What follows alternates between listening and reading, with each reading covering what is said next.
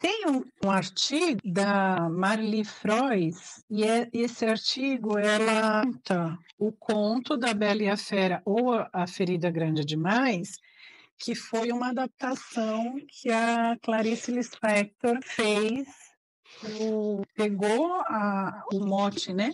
A chamada da Bela e a Fera, e trouxe também para tempos atuais. E ali ela vai descrevendo como que a protagonista acaba se vendo ela fera, né? Ela se depara com um mendigo e tal, e ali ela vai, que tinha uma ferida na perna e tal, e aí ela vai se percebendo também fera. Aliás, chega um momento que ela começa a perceber o quão de fera que existe dentro dela. O que então, a gente acaba fazendo? Eu faço análise, estou mostrando para vocês então de onde eu busquei, em que fonte eu fui beber, e aí vocês podem ou não utilizar isso com o seu. E vocês podem, inclusive, modelar essa busca, né, que eu fui fazendo. Então a Mari pegou um artigo. Em consultório, não raras vezes, a gente acaba fazendo uso desse conto. Exemplo, mulheres que não conseguem se relacionar, né, por um tempo maior com uma pessoa, ou não se relacionam com ninguém, são pessoas talvez um tanto narcísicas e às vezes acham, quem é que vai chegar aos meus pés, né? Já atendi pessoas assim. Quem é que é páreo para mim, né? Eu sou muita areia para o caminhozinho. Então, assim, às vezes a gente vai lidar, sim, com algumas feridas narcísicas, e essas feridas foram originárias lá da fase edipiana, né? E não é só porque a pessoa se sente tão melhor que ela está bem, na verdade é um sintoma de um mal-estar, né?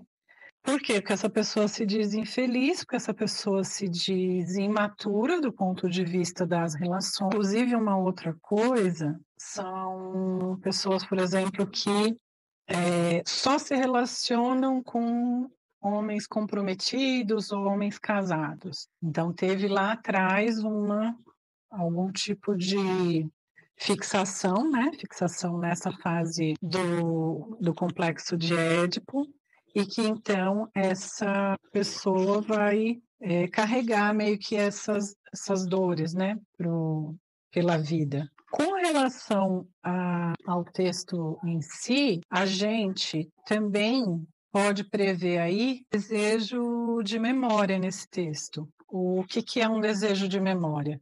Quando você pega um texto como esse, a gente tem como memória o pensamento de que alguns invasores, vamos supor, vamos chamar assim, de comunidades naquela época, justamente porque estavam cercados, né, aquelas comunidades estavam cercadas por matas, por florestas, as pessoas que porventura andavam por ali, ou alguns caçadores, ou pessoas mesmo que queriam se aproveitar, né, ou passar por aquele vilarejo, usavam uma capa com pele de bicho, com característica animalesca, né? Então a gente vai ver que nesse conto do noivo animal, que é um dos contos de noivo animal, que é a fera, a gente vê essa característica de memória de uma cultura, de uma época, de uma população, né? Esse desejo de memória está, de alguma forma, estabelecido na qualidade de arquivo que subsidia o conto, justamente pela possibilidade de trazer saberes daquela época.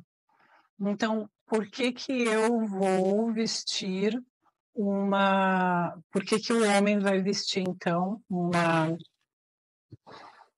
roupa, uma pele de bicho para se disfarçar? Isso vai protegê-lo, porque daí ele vai se mimetizando lá na floresta, lá na mata, né?